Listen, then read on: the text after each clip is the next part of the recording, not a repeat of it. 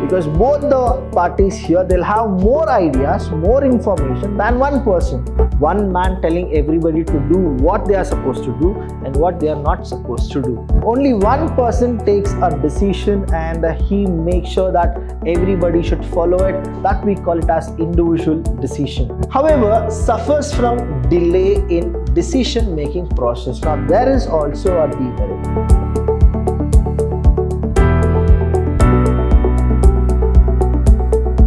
Hello everybody, a warm welcome to one and all. I'm Abhilash Chandra from the Department of Commerce and Management in Vidhyaashram First Grade College, the Temple of Excellence. Welcome to all the students here. Now here, when we go with the planning and decision making, you are supposed to know there is something called individual as well as group decisions. Now what exactly individual decision is?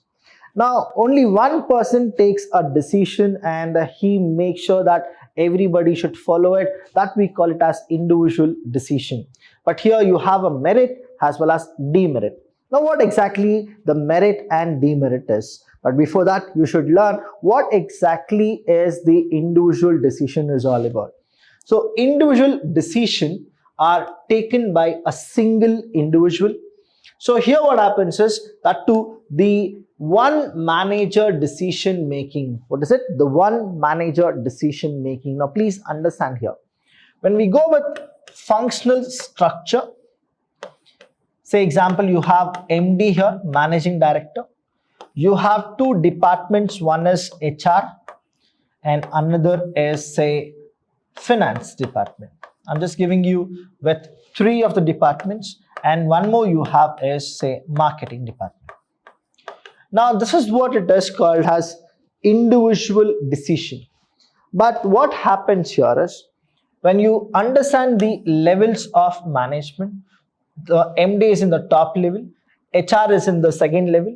Now, we have two other departments in HR, say we have something called recruitment department and training and development department.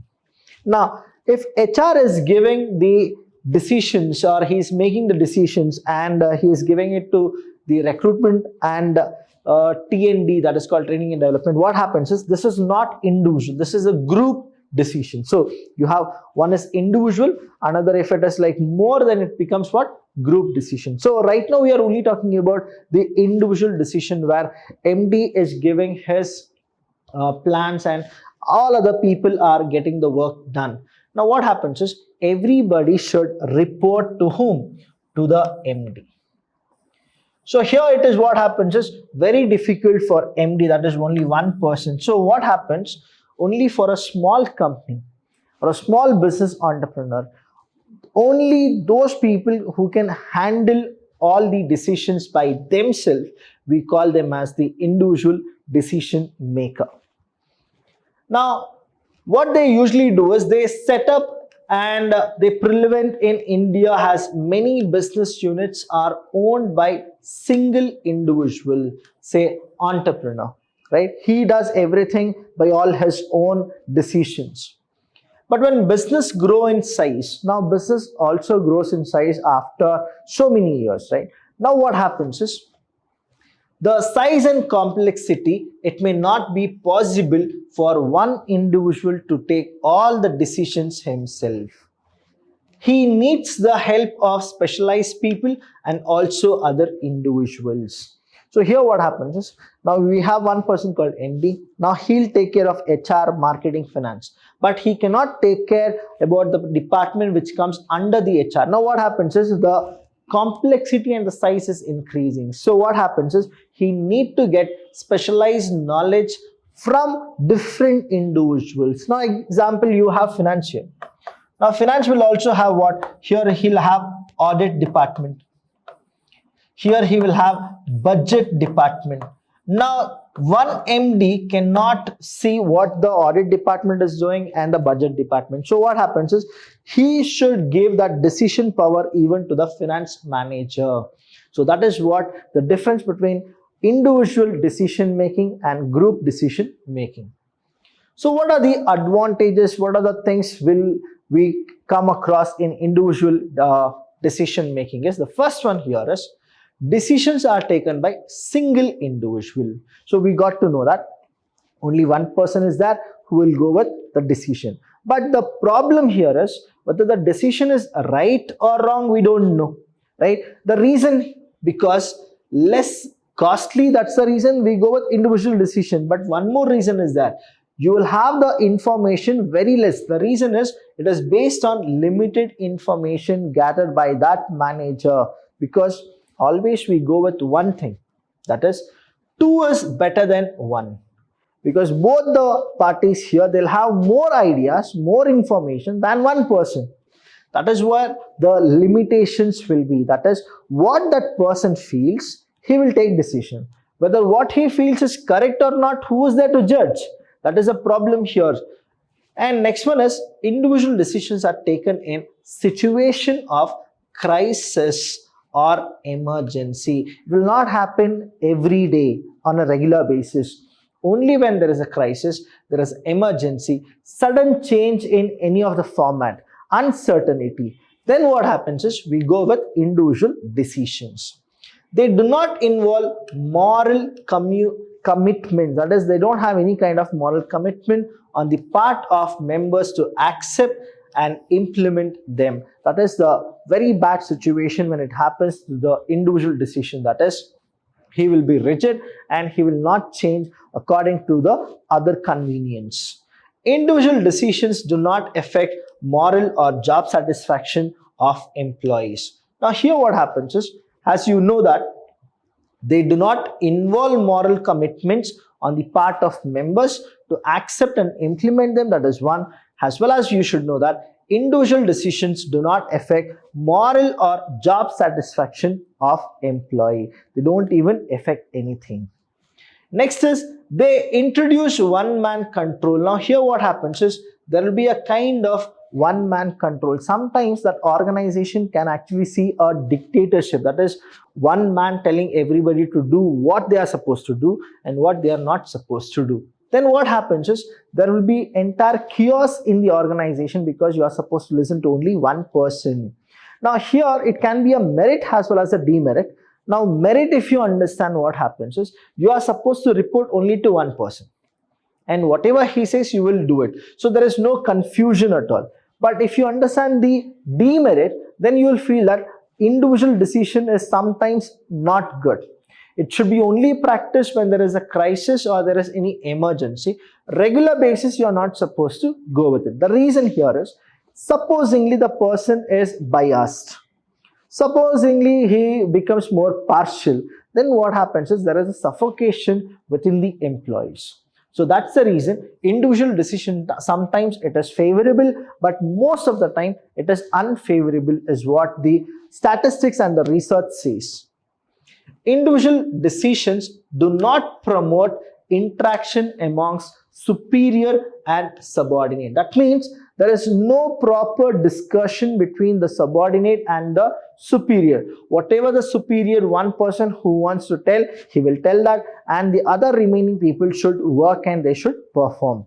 Now even they cannot suggest that person that you should change your decisions, because it is all what? Dictatorship. Next is decisions are usually based on clear policy guidelines. Now if it is a very good individual decision and the person who is running the show is really good, what happens? There is a merit called as usually based on clear policy guidelines. Next one and the last one here is, though decisions are based on individual thinking, they are high quality. They are high quality if the individual has expertise and experience in making such decision. That is a favorable one. But what if that person is stupid?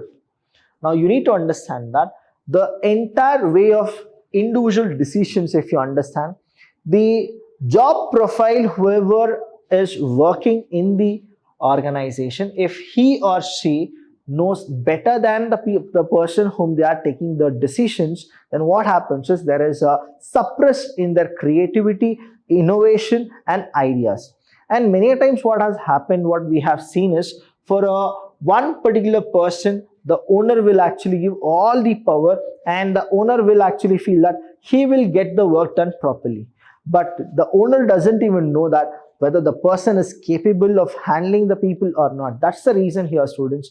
Individual decision, sometimes it's very much favorable, but most of the time what happens is, if the employees are reluctant to listen to what the one manager says, then what happens? There will be an entire chaos in the management, and management will not work efficiently and effectively.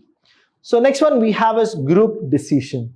I always favor in group decision because you have more suggestions, you will get more ideas, you will get more advices from so many ends. That is where you will always have a healthy conversation and you can take a healthy decision making.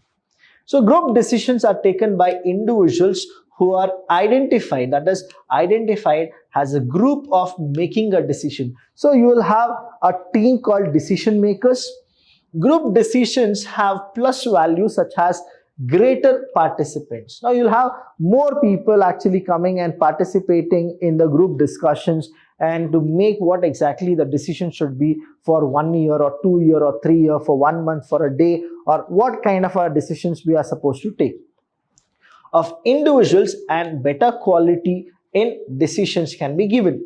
They are generally more effective decisions. Now more than individual decisions, I feel and I suggest that group decision is very good because you will have more ideas, more creativity, more innovation, and people will always have a healthy conversation. However, suffers from delay in decision making process. Now there is also a demerit. Now individual is very good for crisis and emergency, as I told you, because you will go with just that particular second itself, you will take the decision and you will get it done. But here, to get a decision or to make a decision, what happens is you are supposed to convince all the decision maker and then come to a conclusion. You should choose a best course of action, the alternative course of action, then select the alternative course of action, then you need to implement it, and then you are supposed will get the results. So here what happens is, I'll just show you what exactly it is. Say there is a decision making team and that to a group decision making. Okay, now what happens is, say there are 4 people, 1, 2, 3, and this is the 4th one. Now what really happens, let's understand. Now all the 4 are the decision making body. They have been identified as they are the expertise. Now there is something called, we need to take a marketing step or a sales step to increase our sales as well as to increase our marketing. Now what happens is, now let's name them A, B, C and D. Now D will give an idea, right? He'll give an idea. Now all this A, B and C should understand the idea and they should see that the idea which D has given is the best. Now what happens is, D will be giving them 3 to 4 ideas, or he'll give 1 each. Let's go with all of them will give 1 each. Now he'll give 1 idea, 1 idea, 1 idea and 1 idea. So there are 4 ideas. Now what happens in the group decision making? They'll classify all the ideas given by A, B, C and D.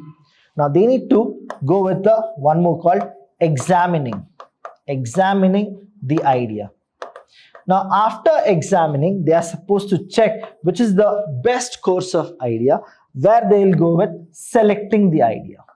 Now they'll go with selecting the idea. And after selecting idea, I'll tell you what it is. See, examining is what they are supposed to go with each detailed idea of A, B, C and D. Whichever among them is the best one, they are supposed to select. After selecting, they are supposed to implement it. What is that they are supposed to do? Implement it. Now after implementing only, they'll get to know whether the idea what we have taken or the decision which they have taken is good or bad. But here what it is it delays the decision making. So in emergency case or a crisis, decision making, that to a group decision, is a wrong idea. You are supposed to go with an individual decision. So that is the reason here you are supposed to know, suffers from delay in decision making process and difficulty in fixing the responsibility for decisions. Now if all the 4 people who are here, if they are homogeneous, within no time you can do it. if supposingly they are heterogeneous and they start to deny the other ideas, then what will happen? So try to understand. These are the limitations as well as the advantages of group decision making. So in group decision making, what all will come? Decisions are taken by a group of person, that is, will be one team, and only those team they'll take the decision making.